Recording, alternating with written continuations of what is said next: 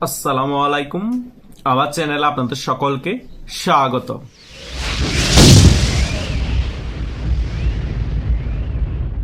গত কিছুদিন আগে শেখ হাসিনা অনলাইনের অডিও বার্তায় তিনি ক্লিয়ারলি বলেছেন, আমি ডিসেম্বরের আগে বাংলাদেশে ফিরছি, এবং আওয়ামী লীগের যারা সমর্থক আছে তাদেরকেও ক্লিয়ারলি বলেছেন, আপনারা আর 6টা মাস অপেক্ষা করুন, আমি বাংলাদেশে এসেই তাদেরকে নাকে খত দিয়ে জয় বাংলা বলাবো।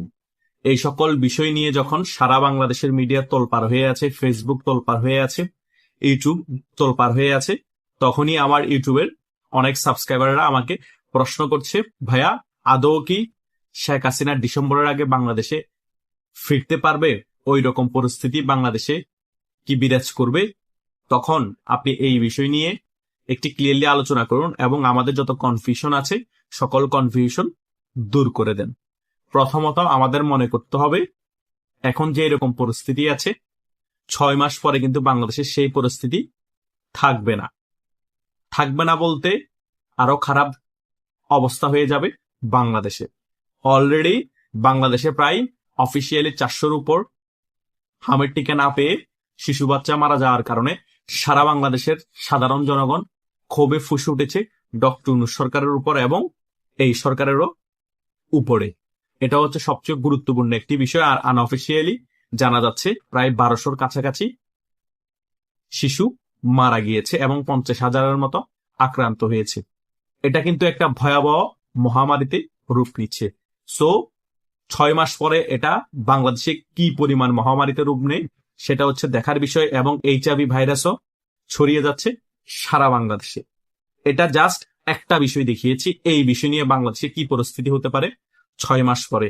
এবং দ্রব্যমূল্যের দাম বৃদ্ধির কারণে সারা বাংলাদেশের মধ্যে হাহাকার চলছে। গত কিছুদিন আগে বাংলাদেশের সকল ব্যবসায়ীর সাথে বাংলাদেশের প্রধানমন্ত্রী তারেক জিয়া তার অফিসের মধ্যে বৈঠক করে, তবুও কিন্তু কোনো সুরাহা হচ্ছে না। সকল দ্রব্যমূল্যের দাম বেড়েই চলেছে, জ্বালানি তেলের দামও বেড়েই চলেছে। বাংলাদেশের বিভিন্ন জায়গায় এখনো সঠিকভাবে বিদ্যুৎ যাচ্ছে না। সো বাংলাদেশের জনগণ কি পরিমাণ খুবই ফুসে উঠতেছে এই বিএনপি সরকারের উপর সেটা জাস্ট চিন্তা করুন। এবং শেখ হাসিনা 6 মাসের মধ্যে ফিরে আসবে এবং ডিসেম্বর মধ্যে ফিরে আসবে বলার পরে সারা বাংলাদেশের মধ্যে সাধারণ কর্মীরা উজ্জীবিত হয়ে গিয়েছে। বিভিন্ন জায়গায় এখন সাধারণ কর্মীরা মাঠে নেমে যাচ্ছে, বিশাল বিশাল বিক্ষোভ মিছিল করছে। সো আওয়ামী লীগের কর্মীরা উজ্জীবিত আছে, বাংলাদেশের সাধারণ জনগণ এখন আওয়ামী লীগের পক্ষে আছে। বিএনপি সরকারের উপর 3 মাসে ক্ষোভে ফুসে উঠেছে এবং ডক্টর ইউনূসের শাসন আমলকে নিয়ে এখন তারা প্রশ্ন করছে। সো শেখ হাসিনা বুঝতে পারছে ভালোভাবে যে 6 মাস পরে এটার অবস্থা আরো খারাপ হয়ে যাবে এবং বাংলাদেশ আওয়ামী লীগের সাধারণ যে সকল কর্মী আছে তারা যদি অ্যাক্টিভ ভাবে সংগঠিত হয়ে রাজপথে নামতে পারে, সাধারণ জনগণ অটোমেটিক্যালি ভাবে বাংলাদেশ আওয়ামী লীগের সাধারণ কর্মীদের পাশে এসে দাঁড়াবে। সারা বাংলাদেশ অটোমেটিক্যালি ভাবে গণ আন্দোলন তৈরি হবে।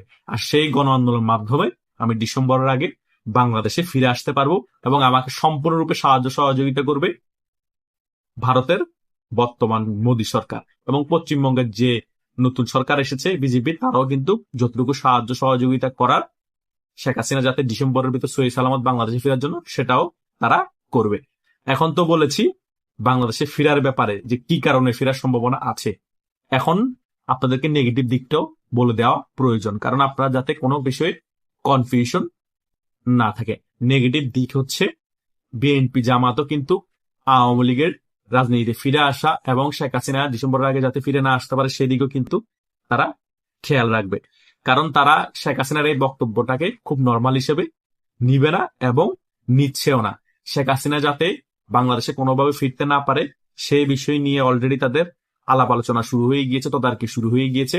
এবং সারা বাংলাদেশের মধ্যে যাতে বাংলাদেশ আওয়ামী লীগের নেতা কর্মীরা সংগঠিত হয়ে এই 6 মাসের মধ্যে রাজপথে নেমে যাতে রাজপথ দখল করতে না পারে এবং বিএনপি রেজিম কোনোভাবেই ফেল দিতে না পারে সেই বিষয় নিয়েও তারা বিভিন্ন রকমের বৈঠক করছে। প্রশাসনের মধ্যে রদবদল ঘটাচ্ছে, সেনাবাহিনীর সাথে দফায় দফায় তারেক জিয়া এই সকল বিষয় নিয়ে বৈঠক করছে যাতে আওয়ামী লীগকে একেবারে কোণঠাসা রাখা যায় ডিসেম্বরের আগে। শেখ হাসিনা যাতে কোনোভাবেই বাংলাদেশে ফিরতে না পারে, শুধু ডিসেম্বর না, এরকম আরো অনেক ডিসেম্বর চলে গেল যাতে শেখ হাসিনা বাংলাদেশে ফিরতে না পারে। সে কারণে এটা ধরে রাখেন ডিসেম্বরের আগেও বাংলাদেশ সেনাবাহিনীর সৈনিকরা ব্যারাকে ফিরে যাচ্ছে না, ধাপে ধাপে সেনাবাহিনীকে ডিসেম্বরের আগে ব্যারাকে ফিরিয়ে নিয়ে যাওয়া হচ্ছে না। যতক্ষণ না পর্যন্ত এই বর্তমান সরকার স্টেবল হতে পারছে এবং আরো শক্তিশালী হতে পারছে, ততক্ষণ পর্যন্ত বাংলাদেশ সেনাবাহিনী মাঠে থাকবে এবং এই সরকারকে সমর্থন দিবে। কারণ গতকালকে আমি আমার আরেকটি নতুন ইউটিউব চ্যানেলে এরকম একটা ভিডিও করেছিলাম, সরকারের ভিতরে আরেকটি সরকার এবং সেই সরকারটা চালাচ্ছে সেনাবাহিনী প্রধান ওয়াকারুজ্জামান। সে অঘোষিতভাবে মার্শাল ল ঘোষণা করা আছে। সেটা কিন্তু আমি আমার নতুন চ্যানেলের মধ্যে ভিডিওটা আপলোড করে ক্লিয়ারলি আলোচনা করেছিলাম। সো বাংলাদেশে এখন দুইটা সরকার, একটা উপরে আমরা দেখতে পাচ্ছি তারেক জিয়া সরকার, বিএনপি সরকার, আর ভিতরে সেনাবাহিনীর সরকার। সো বিএনপি সরকার পড়ে যাওয়া মানে ভিতরগত যে সেনাবাহিনী সরকার আছে সেটাও পড়ে যাওয়া। তাই ওয়াকারুজ্জামান কোনোভাবেই চাইবে না বিএনপি সরকার আওয়ামী লীগের এবং সাধারণ জনগণ আন্দোলনে পড়ে যায়। তাই এই বিএনপি সরকারের সাথে এবং এই বিএনপি সরকারকে টিকানোর জন্য সেনাবাহিনী প্রধান ওয়াকারুজ্জামানও তার সেনাবাহিনী সৈনিকদেরকে ডিসেম্বরের আগ পর্যন্ত মাঠে রাখবে, যাতে শেখ হাসিনা যে বক্তব্য দিয়েছে সেটা একেবারে 100% প্রতিফলন ঘটাতে না পারে বাংলাদেশের মধ্যে। এটা হচ্ছে নেগেটিভ বিষয়। এখন এই দুইটা বিষয়ের মধ্যে যারা মাঠের রাজনীতিতে সফলভাবে তারা যে প্ল্যানিংটা করেছে সেটা ঘটাতে পারবে তারাই সাকসেস হবে। আওয়ামী লীগ যদি সাধারণ জনগণকে নিয়ে রাজপথে গণ আন্দোলন তৈরি করতে পারে, আওয়ামী লীগ সাকসেস হবে, বাংলাদেশে আওয়ামী লীগের রাজনীতি আবার খুব অ্যাক্টিভলি ফিরে আসবে এবং শেখ হাসিনাও ডিসেম্বরের আগে বাংলাদেশে ফিরে আসতে পারবে। আর যদি আওয়ামী লীগ সেটা না পারে, তাহলে বিএনপি, জামাত এবং বাংলাদেশ সেনাবাহিনী প্রধান ওয়াকারুজ্জামান যেটা চাচ্ছে সেটাই হবে। শেখ হাসিনা ডিসেম্বরের আগে বাংলাদেশে ফিরতে পারবে না এবং আওয়ামী লীগও শক্তিশালী রূপে বাংলাদেশের রাজনীতিতে ফিরতে আরো দেরি হবে। এটাই হচ্ছে বাস্তবতা, এটাই হচ্ছে রিয়েলিটি। আমি এই ভিডিওর মাধ্যমে এই যে সকল বিষয়গুলো আপনাদেরকে ক্লিয়ার করতে চেয়েছি, সে সকল বিষয়গুলোই ঘটলে আওয়ামী লীগের জন্য প্লাস পয়েন্ট হবে, আর যদি না ঘটে আওয়ামী লীগের জন্য মাইনাস পয়েন্ট হবে। এছাড়া আর যত আলোচনা আছে, এছাড়া আর যত ধরনের কথাবার্তা আছে, সকল কিছুই হচ্ছে ফাওয়ালা, তাছাড়া আর কিছুই না। এখানে আমি যে বিষয়গুলো আপনাদের কাছে তুলে ধরেছি নেগেটিভ এবং পজিটিভ, সে সকল দুটা বিষয় খুবই গুরুত্বপূর্ণ। আওয়ামী লীগের পক্ষে গেলে আওয়ামী লীগের জন্য প্লাস পয়েন্ট, বিপক্ষে গেলে মাইনাস পয়েন্ট। আশা করছি আমি এই আলোচনার মাধ্যমে আপনাদেরকে সকল বিষয় A to Z ক্লিয়ার করাতে পেরেছি। তবুও যদি আপনাদের কোনো প্রশ্ন থাকে আমাকে আপনারা হোয়াটসঅ্যাপ এবং মেসেঞ্জারে করতে পারেন, এবং এই ভিডিওর কমেন্ট বক্স আছে, যারা প্রথম থেকে শেষ পর্যন্ত ভিডিওটি দেখেছেন তারা আপনারা কমেন্ট করতে পারে। আমি এখানেও কমেন্টে আপনাদেরকে উত্তর দেওয়ার চেষ্টা করব। ধন্যবাদ সকলকে।